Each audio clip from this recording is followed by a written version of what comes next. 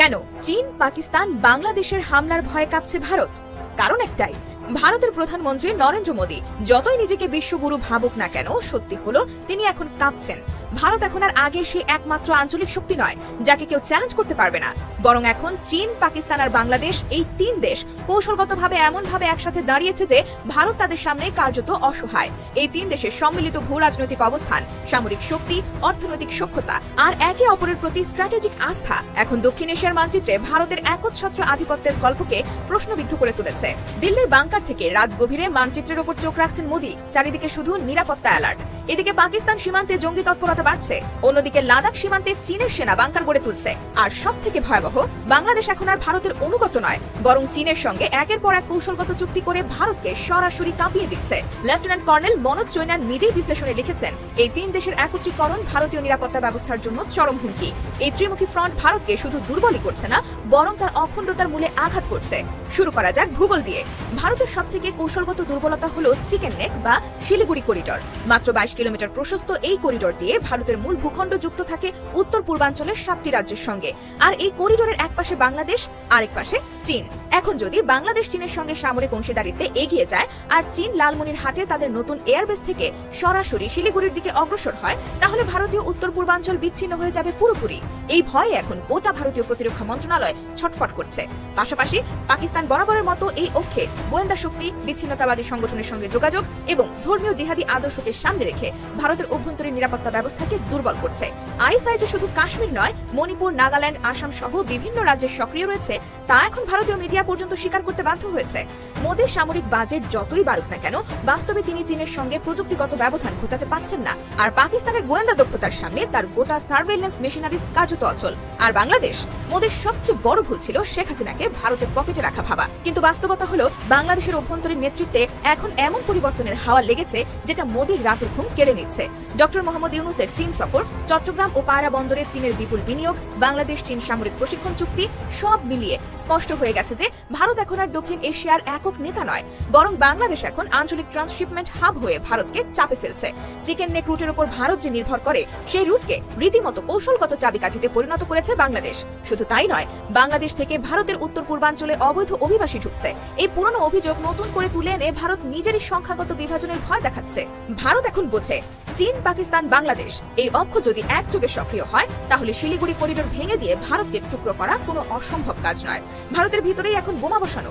সীমান্তে যুদ্ধ না লাগলেও ভারতের অভ্যন্তরে যে অশান্তির আগুন জ্বলছে তা চেপে রাখা যাচ্ছে না। পশ্চিমবঙ্গের মুর্শিদাবাদ, আসাম, নাগাল্যান্ড, মণিপুর এই সব রাজ্যগুলোতে এখন কেন্দ্রীয় সরকারের প্রতি বিদ্রোহ বেড়ে গেছে। কারণ একটাই, নরেন্দ্র মোদীর ধর্মীয় বিভাজনের রাজনীতি। মোদী চাচ্ছেন এক ধর্ম, এক ভারত বানাতে। কিন্তু ভারত নামে যে রাষ্ট্রটা টিকে আছে তা বহু জাতি, বহু ভাষা, বহু ধর্মের উপর দাঁড়িয়ে। আর ঠিক এখানেই নিজের দম্ভে নিজের পা কেটেছেন মোদী। ওয়াকফ বোর্ডের নামে মুসলিম সম্প্রদায়ের হাজার হাজার একর জমি কেন্দ্রীয় আইনে হস্তগত করতে গিয়ে পশ্চিমবঙ্গে তিনি কি করেছেন? একটা রাজ্যকে কার্যত আগুনে ছুঁড়ে দিয়েছেন। মুর্শিদাবাদ, মালদা, নদিয়া সহ মুসলিম প্রধান জেলাগুলোতে মানুষ রাস্তায় নেমে এসেছে। হাইকোর্ট পর্যন্ত সেনা মোতায়েনের নির্দেশ দিয়েছে। কিন্তু মোদী থেমে নেই, কারণ তিনি জানেন যতই দেশ ভাঙুক, যতই মানুষের রক্ত ঝরুক, তার ভোটের বাক্স যেন ভরে থাকে। এটা কোনো রাষ্ট্রনায়কের মনোভাব নয়, এটা একজন বিভাজনকারী কৌশলবিদের মানসিকতা। এই বিভাজনের ছায়া এখন ছড়িয়ে পড়ছে পুরো উত্তর পূর্ব ভারতে। মণিপুরে জাতিগত সংঘর্ষে শতাধিক মানুষ মারা গেছে। নাগাল্যান্ডে নতুন করে বিচ্ছিন্নতাবাদ মাথা তুলেছে। আসামে এনআরসি নিয়ে আবার অস্থিরতা শুরু হয়েছে। এই অবস্থা দেখে কেউ বললে অবাক হওয়ার কিছু থাকবে না, ভারতের পূর্ব সীমান্ত এখন আগুনের উপর হাঁটছে। চৈনানদের মতো সেনা বিশ্লেষকরা এই অস্থিরতা নিয়ে বলে দিয়েছেন, এই চার ফ্রন্ট মিলে ভারতের নিরাপত্তার সবচেয়ে বড় চ্যালেঞ্জ হয়ে উঠেছে। আর এই চার ফ্রন্টকে কাজে লাগানোর জন্য পাকিস্তান ও চীন পুরো প্রস্তুত। পাকিস্তানের আইএসআই শুধু কাশ্মীর নয়, মেঘালয়, ত্রিপুরা, মণিপুর, নাগাল্যান্ডেও তাদের নেটওয়ার্ক ছড়িয়ে রেখেছে বলে দাবি করছে ভারত নিজেই। চীন এরই মধ্যে লালমনিরহাটে নতুন এয়ারবেস নির্মাণ করেছে, যা সরাসরি ডোকলাম ও শিলিগুড়ি করিডোর লক্ষ্য করতে পারে। অর্থাৎ মোদীর ভারত এখন তিন দিক থেকেই কাঁপছে। উত্তরে চীন, পশ্চিমে পাকিস্তান আর পূর্বে বাংলাদেশ। বাংলাদেশ প্রসঙ্গে বলতেই হয়, মোদী শুরুতে ভেবেছিলেন শেখ হাসিনাকে ব্যবহার করে বাংলাদেশকে এক ধরনের উপনিবেশ বানিয়ে রাখবেন। কিন্তু এখন সেই হাসিনা নিজের রাজনৈতিক ভবিষ্যৎ নিয়ে অনিশ্চয়তায় পড়ে গেছেন। কারণ শেখ হাসিনার ওপর দিল্লির দাদাগিরি বাংলার মানুষের গলার কাঁটা হয়ে গেছে। এখন বাংলাদেশের অভ্যন্তরে একটি নতুন জাতীয় নেতৃত্ব উঠে এসেছে, যারা চীনের সঙ্গে পরস্পর সম্মান ভিত্তিক কূটনৈতিক সম্পর্ক করতে আগ্রহী, ভারতের নাক গলানো বন্ধ করতে চায় এবং দেশের ভূখণ্ড ও নিরাপত্তা নিরাপত্তাকে সর্বোচ্চ অগ্রাধিকার দেয়। চীন এই সুযোগটা পুরোপুরি কাজে লাগাচ্ছে।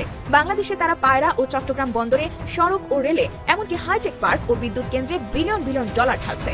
আর ভারত এসব দেখে গলা শুকিয়ে বসে আছে, কারণ তারা জানে বাংলাদেশের কোনো সমুদ্র বন্দর চীনের হাতে গেলে সেটি শুধু বাণিজ্যিক নয়, কৌশলগতভাবেও ভয়াবহ এক জটিলতা তৈরি করবে। বিশেষ করে শিলিগুড়ি করিডোর ও ত্রিপুরা সীমান্তের জন্য এটা হবে মোদির মাথা ব্যথার নতুন নাম। আরো ভয়ঙ্কর বিষয় হলো, ভারতের সামরিক বাজেট বাড়লেও চীনের প্রযুক্তিগত ও গোয়েন্দা ব্যবস্থার সামনে তা কিছুই না। চীন হাইপারসনিক মিসাইল, স্যাটেলাইট ভিত্তিক নজরদারি ও সাইবার যুদ্ধের সক্ষমতায় যে পর্যায়ে পৌঁছেছে, সেখানে ভারতের ডিআরডিও এখনো ফাইল টেবিলে রাখতেই ব্যস্ত।